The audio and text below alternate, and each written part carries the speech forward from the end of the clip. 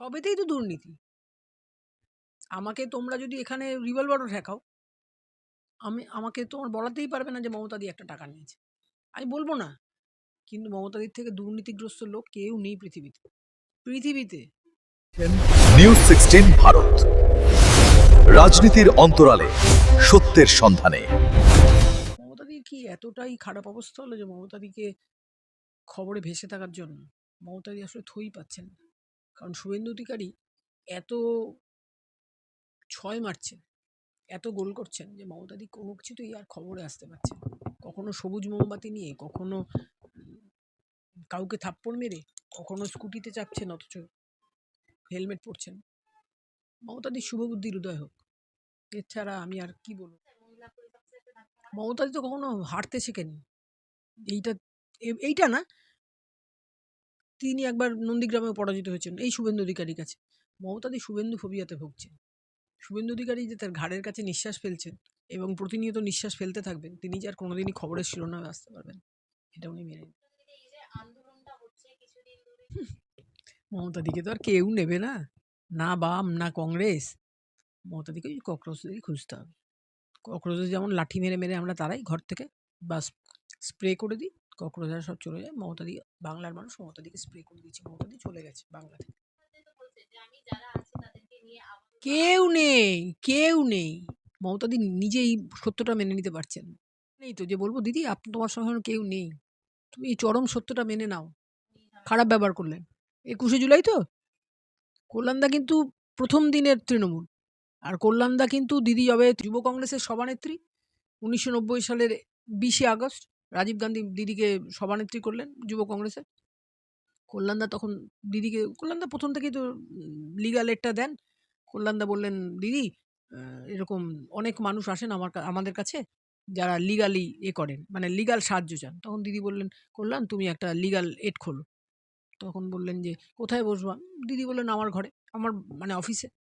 তখন দিদির অফিস তো ভরা, মানিকদা, শেখর মানে আমার ভাই, প্রবীর, বিজন, বুলুবাবু মানে সব, আমি নিজে, সুভাষিস, সবাই আমরা ভরা।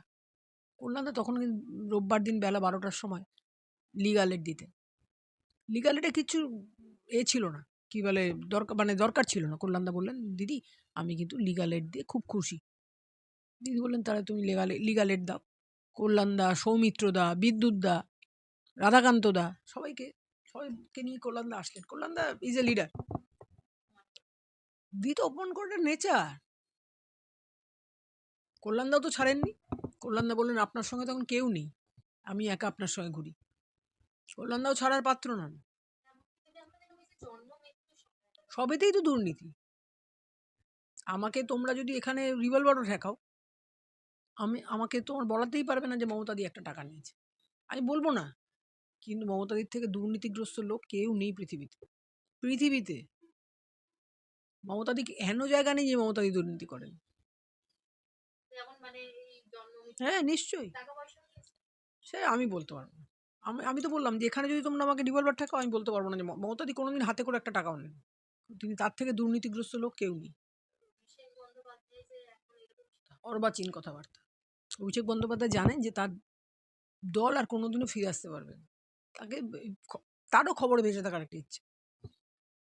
আমি একটা কথা বলি, অভিষেক বন্দ্যোপাধ্যায় তো দেখতে খুব সুপুরুষ, সুন্দর দেখতে। রাজনীতিটা ছেড়ে দিয়ে সিনেমা করুন, কাজে দেবে। কিন্তু যে তিনি আর কোনোভাবেই খবরে টিকে থাকতে পারবেন না বা খবরে ভেসে থাকতে পারবেন, তাকে খবর হতে হবে। ভারতকে টুকরো করার ক্ষমতা ব্রিটিশদেরই হয়নি, আর ককরোচরা তো দূরস্থ। কি বলবো বলো, ওরা হয়তো ওরা দ্বিতীয় মমতা ব্যানার্জি। মমতা ব্যানার্জিও ককরোচ হতে পারবেন না, আর ককরোচও কোনোদিন মমতা ব্যানার্জি হয়ে উঠতে পারবেন। আজকে মুখ্যমন্ত্রী শুভেন্দু অধিকারী, মাননীয় আমাদের মুখ্যমন্ত্রী শুভেন্দু অধিকারী যে কথা বলেছেন অন ক্যামেরা বিধানসভাতে দাঁড়িয়ে, তাতে প্রমাণ হয়ে গেছে অধিকাংশ অছাত্র গেছিল ককরোচ জনতা পার্টির এই আন্দোলনে। তাদেরকে উনি বলছেন যে এমন আইন দেব, যে এমন সাজা দেব, যে সাজা 3 পুরুষ অব্দি মনে রাখবে। গুন্ডাদের এমন সাজা দেব, সব গুন্ডামি করেছে, কেউ বোতল ছুঁড়েছে, কেউ ইট ছুঁড়েছে, কেউ পাথর ছুঁড়ে, যা পেরেছে করেছে। এমন সাজা দেব, স্পিকারের সামনে তো বলতে হয়, মাননীয় স্পিকার মহোদয় আমি আপনার অনুমতি দিয়ে এই কথাগুলো বলছি, এমন সাজা দেব যে ৩ পুরুষ অব্দি মনে রাখবে। কালকে তো জুম্মাবার ছিল।